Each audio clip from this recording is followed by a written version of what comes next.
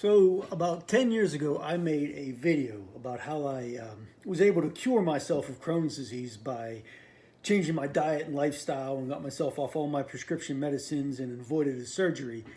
And I hadn't seen this video in about a few years, and I was kind of horrified by some of the things I was saying. It was pretty much a 15-minute rant about the insanity of doctors and the medical institutions and pharmaceutical companies.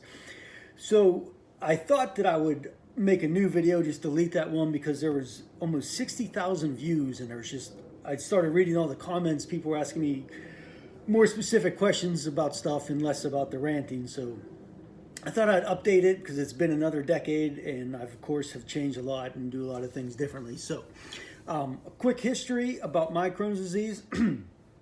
I was diagnosed in '97, right after high school, suffering from severe abdominal pains, couldn't sleep at night, just tons of diarrhea. I had to go right from my bed in the morning to the bathroom, or else it'd be just a catastrophe. I couldn't travel. It was really impacting my life and my relationships. So went to a bunch of different doctors. They couldn't figure out what was wrong with me. They put me on like ulcer medicine, antacids and stuff. Nothing was working. So I started going to specialists, went to a gastrointestinal specialist, got the colonoscopies, the upper and lower GI test. And finally, it was that gastrointestinal doctor that diagnosed me as having Crohn's disease. So, of course, they put me on high doses of prednisone, and I think it was called Azicol.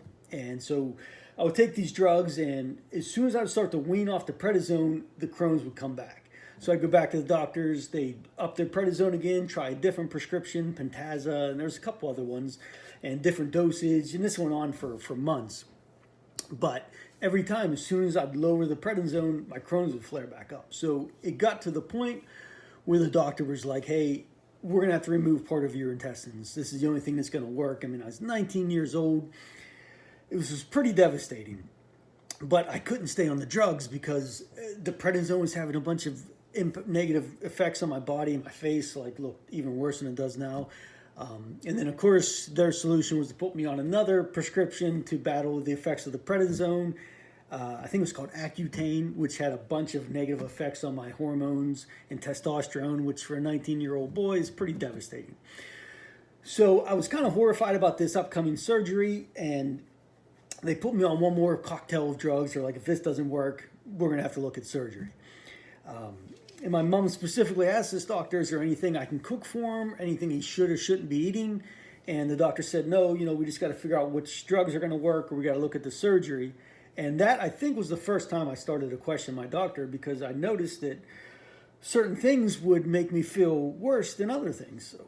So, digestive disorder, I kind of was wondering why what you're digesting wouldn't affect you. But anyway, so luckily I had a kind of a distant cousin that was suffering from Crohn's that I didn't know about this, and she brought over a book that she'd read. I can't even remember the name of this book, but it was about curing yourself through nutrition and lifestyle changes.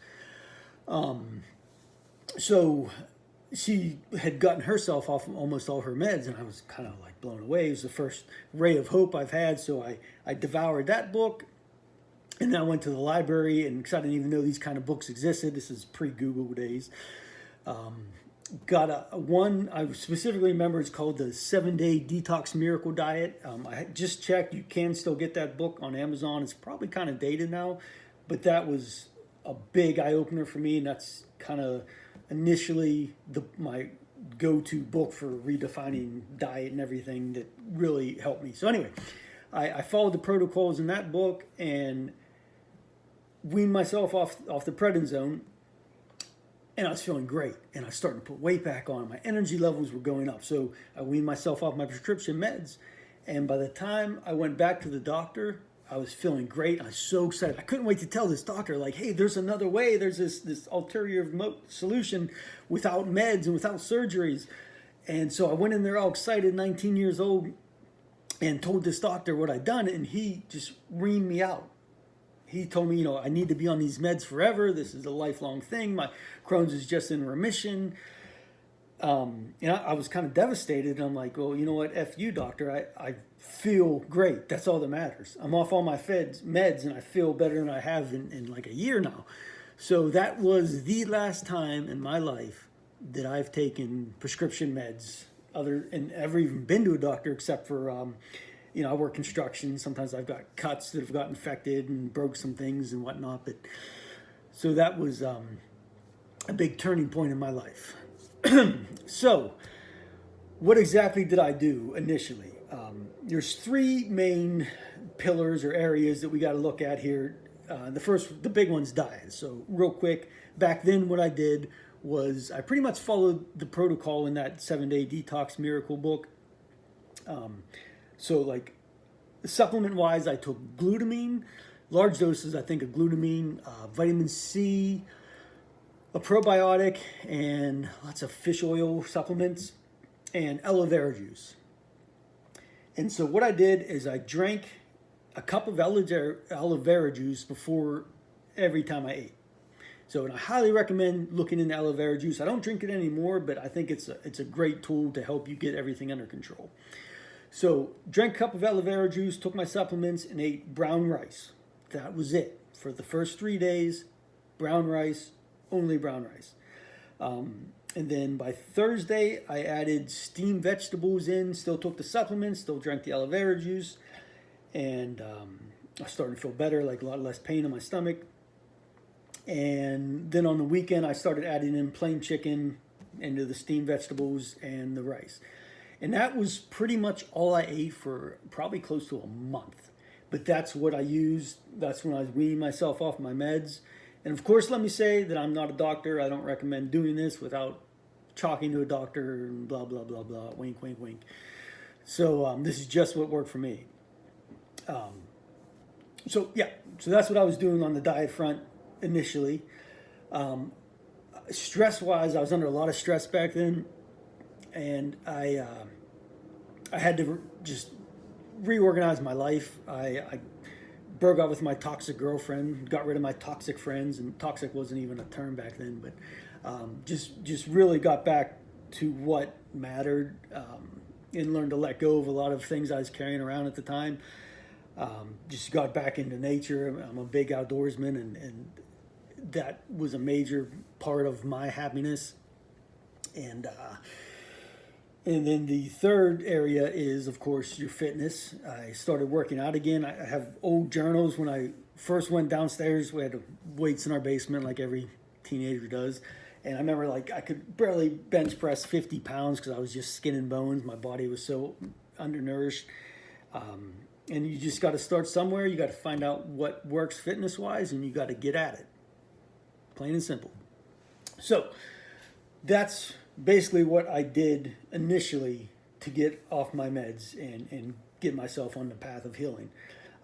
That was what I did 20 years ago. So looking back over some of the changes I made and what I do now, how I've kind of dialed everything in.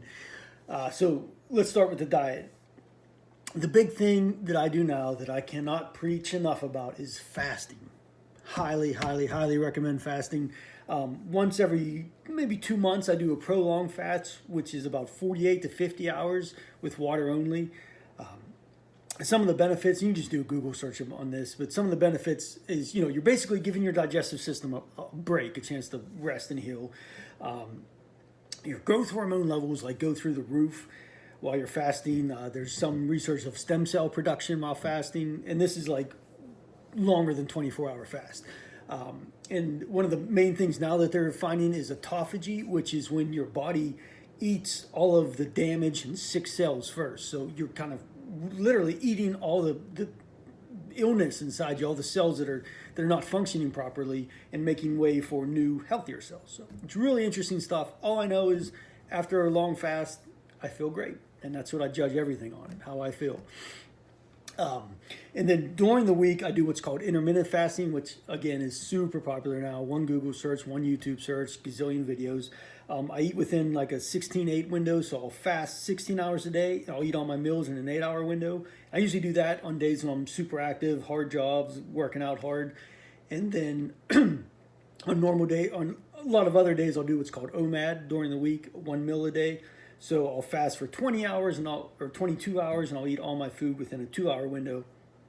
And while I'm in the fasted state during the intermittent fasting, I'll drink a green tea or a black coffee if you need some caffeine, or just basically water. So, and then I eat everything else in that window. So what am I eating when I'm eating? I've learned through fasting that my body needs a lot less calories, and there's a lot of benefits to not overeating, which Americans, we eat way too much food in general. So basically I make a smoothie every day. I put like maybe 2 cups of almond milk or just water, depending on what I have at hand, or bone broth. I'll put in a cup of spinach, half a cup of blueberries, scoop of protein powder, some MCT oils, make sure I'm getting enough fats. Sometimes it's pretty disgusting, according to my wife, but I'll throw sardines in there. I mean, just whatever I have, it's like a garbage disposal. I'll throw broccoli in, sometimes celery. Just mix that all up, because I think it's important to make sure you're getting all your greens and fibers and vitamins and minerals that you get through these vegetables and berries, and proteins and fats. So I usually have one of those a day, and then starting to lose my voice. And then I just eat super simple. Just get rid of make sure you're not eating sugars, get rid of all the processed crap. I'll eat, my favorite go-to meal is a steak, a grass-fed piece of steak with an avocado. And then plus my smoothie. And that's giving me everything I need, all my calories, all my fats, my greens, my proteins. It's pretty simple. I'll make a lot of wraps. We have these spinach wraps that we can get at the one market, and I'll cook like eggs. I'll put them in there and some sour cream. I put lots of herbs and spices on them, and Himalaya salt. So I'll put that in one of these wraps. Put some avocado in there or sour cream. Wrap that up, and that's I'll eat like 4 of those. I eat a lot of mixed nuts for snacks. I have these, they're called fat bombs. You can get them off Amazon or at the health food stores. So I'll have one of those during a long day where I need some energy. It's pretty simple. Just plain vegetables, meats, and I'll eat usually 1 piece of fruit a day besides the berries in my smoothie. So I'll have like 1 apple or 1 pear or 1 orange on different days. So I don't eat a lot of fruit, because fruit I can feel that it affects my stomach. And that's it. And then, so on the weekend, I'm to the point where I can cheat a lot on the weekend, as long as I don't do too much damage. It doesn't really affect me. So on Sundays, we like to go out to eat, and I'll eat, a good burger, or we'll go to the Cheesecake Factory, and I'll gorge myself.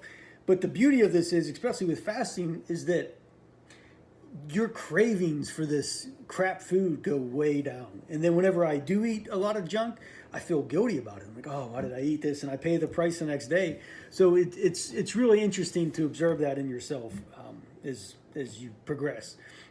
But like I said, to recap, eat healthy all week, and then I do a little cheating on the weekend, and I do my long fast, and that's been the big thing diet-wise.